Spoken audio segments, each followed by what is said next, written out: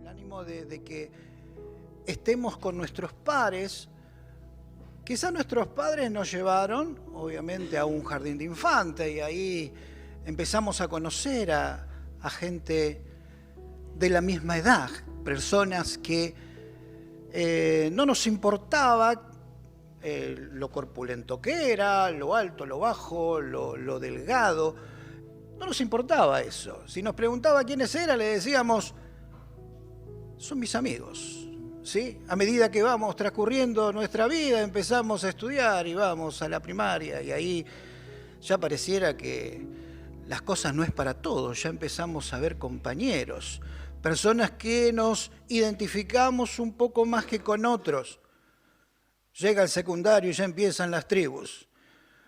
Nos juntamos con los que más estudian o con los más revoltosos, quizás nos encontramos con los que hablan poco, los que hablan mucho, los que de pronto se identifican con nosotros. Cada vez se reduce más la idea de que son todos nuestros amigos. Y a medida que vamos transcurriendo el tiempo, ya nos hacemos un poquito grandes y las responsabilidades nos empiezan a golpear y a enderezar nuestros caminos, nos damos cuenta de que hay poco tiempo para los amigos.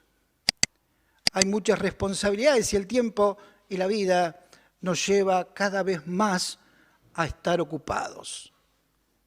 Llegamos a decir, como decía mi abuelo, quizás el suyo también lo dijo alguna vez, amigos, me sobrarían los dedos de una mano para contarlos. Parece que tenía poca amistad.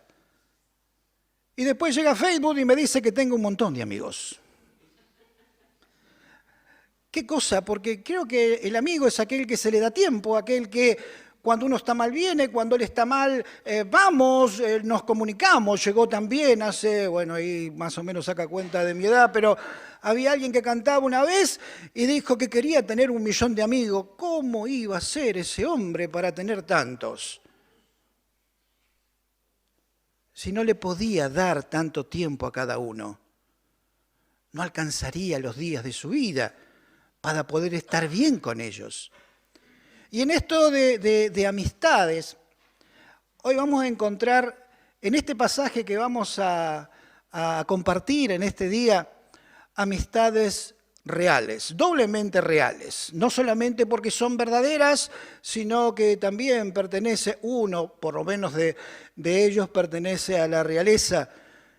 Y hablamos de esta amistad que se forjó, que habrá que tener cuidado también acerca de quienes se acercan como amigos o que dicen ser nuestros amigos. Hay mucha sabiduría en esto que vamos a leer hoy, pero quería arrancar como quizás dejó nuestro hermano el jueves pasado, donde después de David haber matado al gigante, todavía en su mano la cabeza de aquel gigante, se tuvo que ir a presentar delante del rey. Lo llevaron allí como el héroe del momento, como aquel que había hecho alguien que nada podía hacer, que nadie había tenido la valentía de hacerlo, enfrentarse al gigante y matarlo. Él no iba en nombre de él, iba en el nombre de Jehová de los ejércitos. Creo que muchos de los que estaban allí habrán escuchado este desafío. Y creo también que los que estaban escuchando ese desafío, había un hombre del cual vamos a hablar en los primeros versículos de este capítulo 18 del primer libro de Samuel. Jonatán había oído estos desafíos. Pero bueno, allí fue David. Batalló y venció. Lo trajeron delante, volvemos a decir, todavía con la cabeza del gigante en la mano, y le dijo, yo soy David.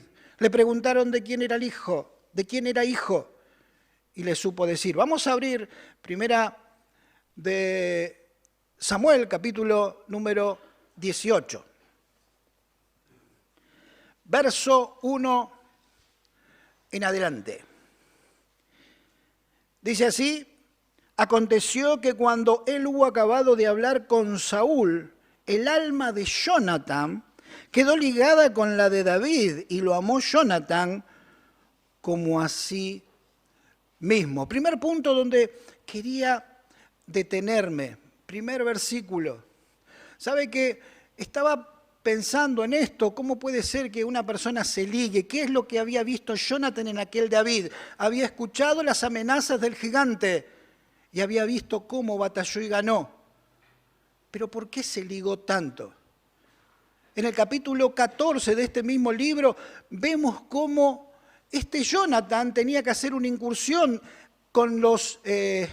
hacia los enemigos y dijo a su paje de armas, aquel que le estaba acompañando, diciéndole: vamos a esperar, vamos a ver si Dios nos alcanza victoria. Y allí parece que aquel que lo acompañaba le dijo: hago lo que tú deseas. Y dice: vamos a esperar una señal. Si el enemigo, estaban en una pendiente, Jonathan y su compañero, y los 20 aproximadamente enemigos estaban allí arriba. Y le dice: si ellos nos dicen que subamos, es porque Dios nos va a alcanzar victoria. Si ellos bajan, vamos porque estamos complicados. Pero ¿qué pasó? Le llegó a decir a su compañero: Dios nos alcanza victoria, sea uno o sean 20. Esperaba en Dios. Y creo que esto fue lo que ligó a Jonathan con David. Una persona que esperaba en Dios, una persona que confiaba en Dios como él. Él no tenía gran ejemplo en la casa, en el palacio, porque el padre evidentemente había dejado estas cosas, se sentía mal, estaba perturbado, estaba pasando por momentos de depresión difícil, y no tenía un ejemplo en la casa, pero él siguió confiando en Dios. Y cuando encontró en David una persona como él, que creía en Dios, y no solamente en eso, sino que Dios le respaldaba, creo que ahí se empieza a ligar. Ahí empieza a ligarse el alma de Jonathan con la de David. Podemos encontrar en hombres y mujeres algo que nos identifica. Hombres de fe, podemos estar allí aprendiendo de él y también pidiéndole a Dios que nos pueda forjar un mismo espíritu como el que tiene tantos hermanos y tantas hermanas. Allí se ligó. Primeramente, vio en él a alguien parecido, alguien que podía estar como él esperando en Dios. Y lo tenía allí, por eso se ligó. Por eso tuvo este amor para con David. Dice el verso número 2. Y Saúl le tomó aquel día y no le dejó volver a la casa de su padre. Y dice el verso número 3. E hicieron pacto Jonathan y David, porque él le amaba como a sí mismo. Y Jonathan se quitó el manto que llevaba y se lo dio a David y otras ropas suyas, hasta su espada, su arco y su talabarte. David era, acuérdese, una persona humilde, una persona que no tenía cosas como las de Jonathan. Entonces le entrega a él su ropa real, su espada, su arco, su talabarte, allí donde era como un cinturón, donde ponían la espada, y se lo daba. Quizás porque habrá visto, no puede tener, y es un verdadero guerrero, un verdadero hombre de fe que va a estar con las armas que le corresponde. Él no fue a defenderse con espada, acuérdese que solamente derribó a aquel gigante con su honda y la piedra que había agarrado de aquel arroyo. Quizás también el otro mensaje que le daba Jonathan a David: tengo armas, tengo autoridad, pero las pongo al servicio de aquel que sirve a Dios. Sigue diciendo la palabra que: y salía David, el verso número 5, a donde quiera que Saúl le enviaba, y se portaba prudentemente. Y lo puso Saúl sobre la gente de guerra, y era acepto a los ojos de todo el pueblo y a los ojos de los siervos de Saúl. Amado, empezaba a hacerse gigante David. Antes iba y venía, solamente era el músico de Saúl. Ahora no solamente era el músico.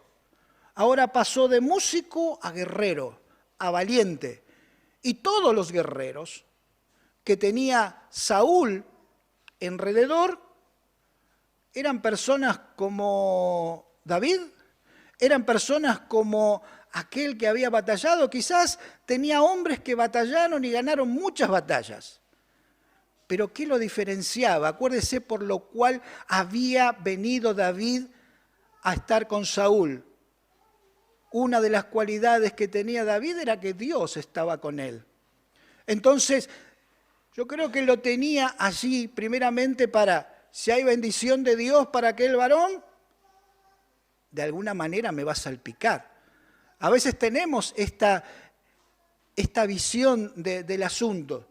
Podemos estar con el mejor de los predicadores, podemos estar con los mejores eruditos en la palabra, podemos estar con hombres verdaderamente de Dios, que caminan con Dios. Pero eso no quiere decir que lo tengamos como amuleto, que cebando le mate, únicamente la bendición de ellos me va a pasar a mí. Ellos se esforzaron por tener esto de Dios, se esforzaron por querer aprender de Dios, se esforzaron porque Dios pueda alcanzarle en su palabra una visión clara, no solamente para alimentarse ellos, sino para alimentar al pueblo. Entonces Saúl toma a David como amuleto. Acuérdese que ya Saúl no lo visitaba, acuérdese que Samuel ya no lo visitaba. El representativo de Dios ya no estaba con él, ya no venía a hablar con él, ya no lo aconsejaba. Tenía que agarrar como migajas cosas de Dios. Y en este caso lo vio a David. Y entraba y salía del palacio y el pueblo lo veía. Ya no era el músico que estaba calmando tiempos de ansiedad de Saúl. Ahora ya era el guerrero, ya tenía algo sobre sus espaldas, una victoria que Dios le había alcanzado a él y que el pueblo le había visto. Y entraba en batalla, ya estaba delante de gente, ya estaba saliendo también con los soldados y teniendo sus victorias. Dice el verso número 6. Aconteció que cuando volvían ellos, cuando David volvió de matar al filisteo, salieron las mujeres de todas las ciudades de Israel cantando y danzando para recibir al rey Saúl con panderos, con cánticos de alegría y con instrumentos de música. Y cantaban las mujeres que danzaban y decían: Saúl hirió a sus 1000 y David a sus 10.000. Y se enojó Saúl en gran manera y le desagradó ese dicho. Y dijo: a David dieron 10.000 y a mí 1000. No le falta más que el reino. Y desde aquel día Saúl no miró con buenos ojos a David. Otro punto para tomar en cuenta. Quizás esos cánticos de alabanza, aquella canción que estas mujeres, al paso de sus héroes, al paso del rey, al paso de aquel que había vencido al gigante, eran para demostrar gratitud, pero Saúl no lo vio de esa forma. Saúl empezó a mirar a David con malos ojos, dice la palabra, y empezó a tener envidia de él. ¿Cómo puede ser? ¿Cómo puede ser yo siendo el rey mate menos, por lo menos en los cánticos, mate menos que el que recién llega? Los celos muchas veces empieza a obnubilar nuestra vida, empieza a que no podamos ver la realidad de la situación. Lo que podía haber sido un cántico de alabanza terminó siendo el motivo por el cual Saúl empezó a mirar mal a David. Hablamos de amistades reales. Al principio habíamos hablado de esto que manifestó Jonathan para con David, algo real, algo genuino, algo que no había mal en ello. Pero acá vemos otro ánimo. No solamente estaba con Saúl David, sino que Saúl empezó a decir: ¿qué hago ahora con esto? ¿Qué hago con este hombre que está teniendo popularidad? ¿Qué hago con este hombre que empezó siendo mi músico y ahora es un guerrero? Y empezó a pergeniar una situación que la vamos a empezar a leer a partir de este momento. Dice el verso número 10, aconteció al otro día que un espíritu malo de parte de Dios tomó a Saúl y él desvariaba en medio de la casa. David tocaba con su mano como los otros días y tenía Saúl la lanza en la mano. Y arrojó Saúl la lanza diciendo, enclavaré a David a la pared. Pero David lo evadió 2 veces. Imagínese aquellos tiempos en los cuales tenía que soportar el ya no estar con Dios. Saúl ya no estaba con Dios, le agarraban esos momentos en los cuales lo que antes le traía tranquilidad, dice que David estaba tocando, como otros momentos, como siempre, y sin embargo, este Saúl con una lanza empezó a pergeñar en su cabeza, lo voy a clavar en la pared. Creo que debe haber tenido puntería, creo que estaba preparado Saúl y sabía manejar armas. Creo que aquel muchacho que no esperaba una agresión como esta, estaba casi indefenso. Pero veo algo particular acá. ¿Quién había puesto a David en el palacio? ¿Quién había dicho que iba a ser rey sobre Israel? ¿Quién había sido que escogió a este hombre? Fue Dios. Y a los siervos de Dios no los tocan. Tenía el amparo y la protección del Dios eterno. 2 veces, imagino que no le habrá asustado nada más, tiró a matar y lo hubiera hecho. ¿Hasta qué punto llega cuando no podemos estar vinculados a Dios? Podemos caer muy bajo, podemos confundirnos de tal manera que podemos desear hasta la muerte de otra persona. Lo que antes era una bendición ahora termina siendo un tipo de amenaza para este Saúl. Sin embargo, dice que David no guardó rencor sobre ello. Lo esquivó y bueno, se habrá retirado, confundido por esto que estaba pasando. Sigue diciendo el relato. Mas Saúl estaba temeroso de David por cuanto Jehová estaba con él y se había apartado de Saúl. Por lo cual Saúl lo alejó de sí y le hizo jefe de 1000 y salía y entraba delante del pueblo. Y David se conducía prudentemente en todos sus asuntos y Jehová estaba con él. Y viendo que Saúl se portaba tan prudentemente, tenía temor de él. Mas todo Israel y Judá amaba a David porque él salía y entraba delante de ellos. Y el verso 17 dice algo que me llamó la atención. Dice, entonces dijo Saúl a David, he aquí yo te daré Merab, mi hija mayor, por mujer, con tal de que seas hombre valiente y pelee las batallas de Jehová. Mas Saúl decía, no será mi mano contra él, sino que será contra él la mano de los filisteos. Recordemos, por ejemplo, lo que había pasado, lo que nuestro hermano había presentado el jueves pasado, donde una de las cosas que ofrecía Saúl al que venciera al gigante era la mano de su hija. Y acá se olvidó. Acá no hizo caso a lo que él había prometido. A veces pueden pasar estas situaciones. Promete aquel que no tiene a Dios, promete cosas que después hace como que se olvida. Entonces le dice otra vez, te daré a mi hija mayor. Si vas y peleas las peleas de Jehová.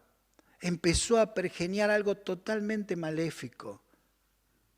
No quería él matarlo ya, porque me van a echar la culpa. Este tiene popularidad en medio del pueblo. Ya sale, lo aplauden, le hacen cánticos, y si yo lo llego a matar va a venir toda esa popularidad en contra de mí. Algo importante que tenía Saúl, que lo quería mantener, era que todos piensen bien de él. Lo que decían los demás, a él le importaba. Y no quería mancharse su reputación, ya que estaba bastante vapuleada igual, con el asesinato de David. Entonces dice, le voy a tender una trampa. Le voy a prometer a mi hija y entonces le digo que vaya. Así lo mando a muchas batallas y el que lo mate es el enemigo, no soy yo. Pero acuérdese de algo. El que lo había puesto en el palacio, el que lo había escogido y el que le dijo que iba a ser el rey sobre Israel fue Dios. Y Dios a sus hijos los cuida. Sigue diciendo la palabra en el verso número 18. Pero David respondió a Saúl, ¿quién soy yo? ¿O qué es mi vida o mi familia, la familia de mi padre en Israel, para que yo sea yerno del rey? Y llegado el tiempo en que Merab, hija de Saúl, se había de dar a David, fue dada por mujer a Adriel Meholatita. Pero Mical, la otra hija de Saúl, amaba a David.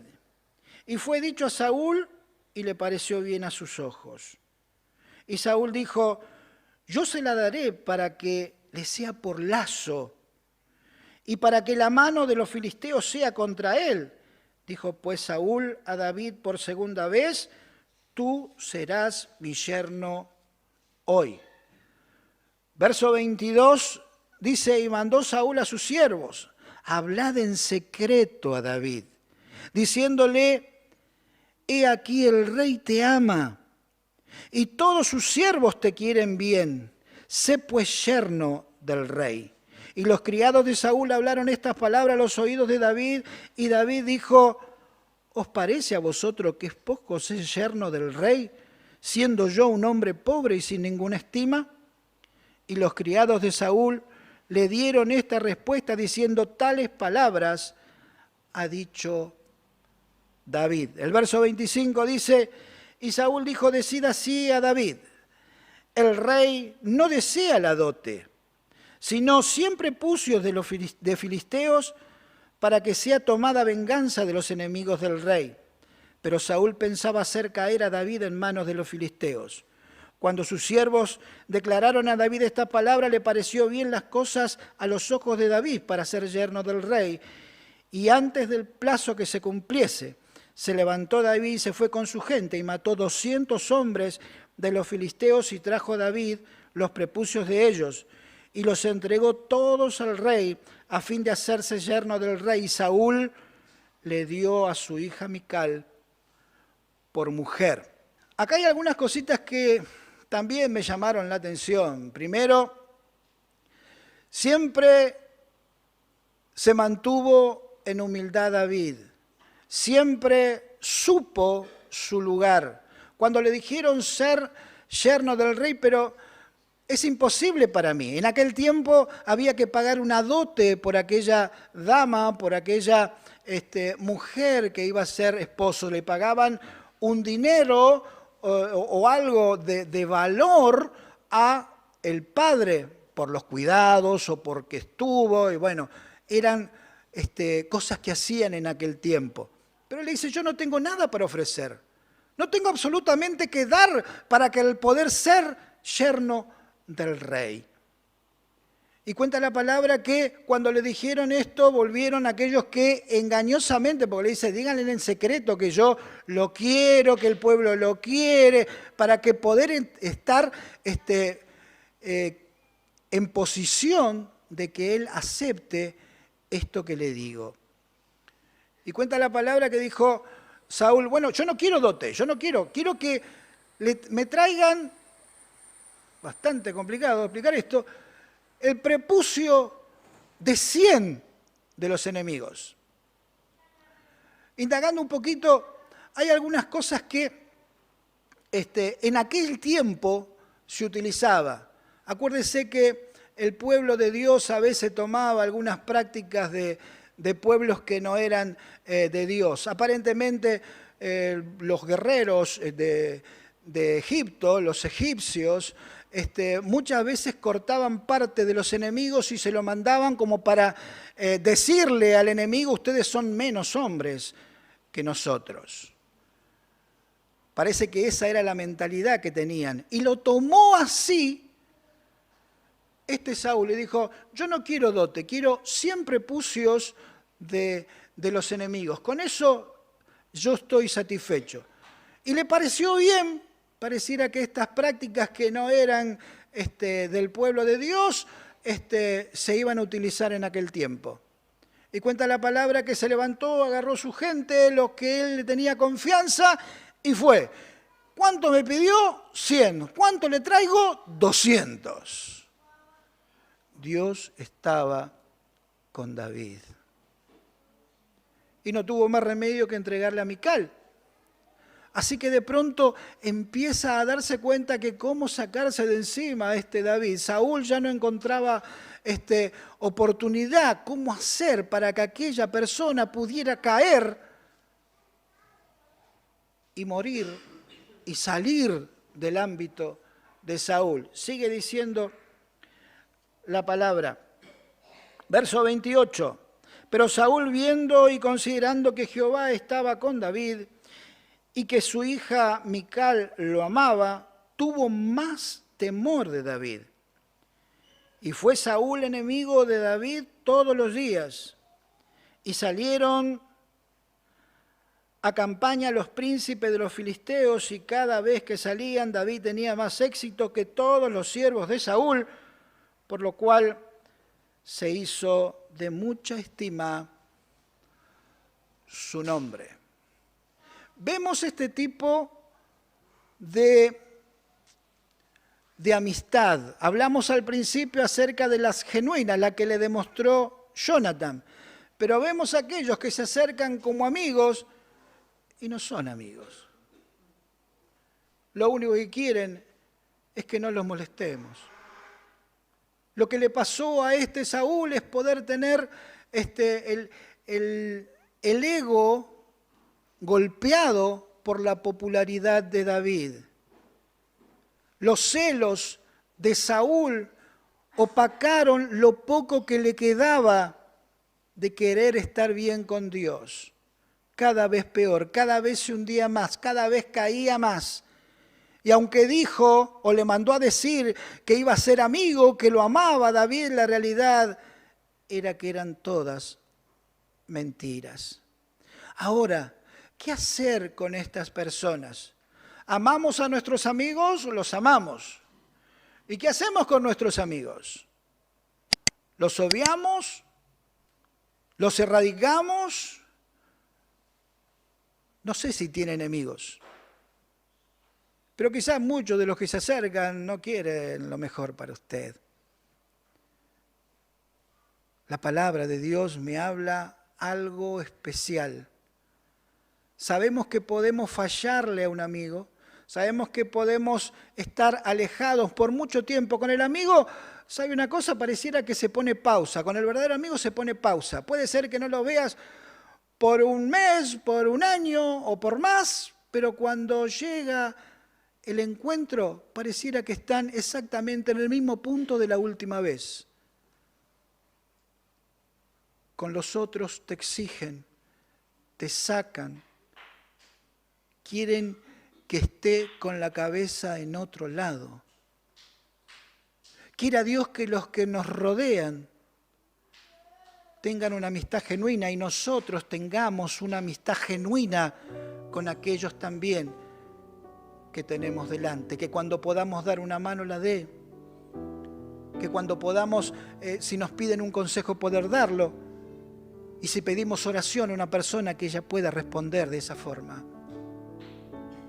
Mi hermana y mi hermano, la palabra de Dios allí en Juan me habla: no voy a llamarles más siervos, los voy a llamar amigos, dice Jesús. Porque los siervos no saben lo que va a hacer su Señor, pero yo les he revelado todo lo que mi Padre va a hacer. Jesús es su amigo. El que no falla, el que no está, el que está siempre pendiente de lo que va a salir de nuestros labios, para bien o para mal. Él está con su palabra para fortalecernos. Usted, si hablamos de amistad, ¿puede considerarse amigo de Jesús? Ojalá que podamos ser y estar y vincularnos y hablar con Él cada día y presentarle nuestras cosas.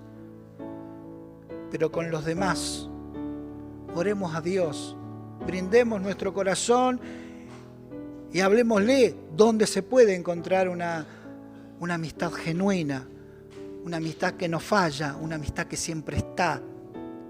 Es la amistad de Jesús. Mi hermana y mi hermano, amistades reales.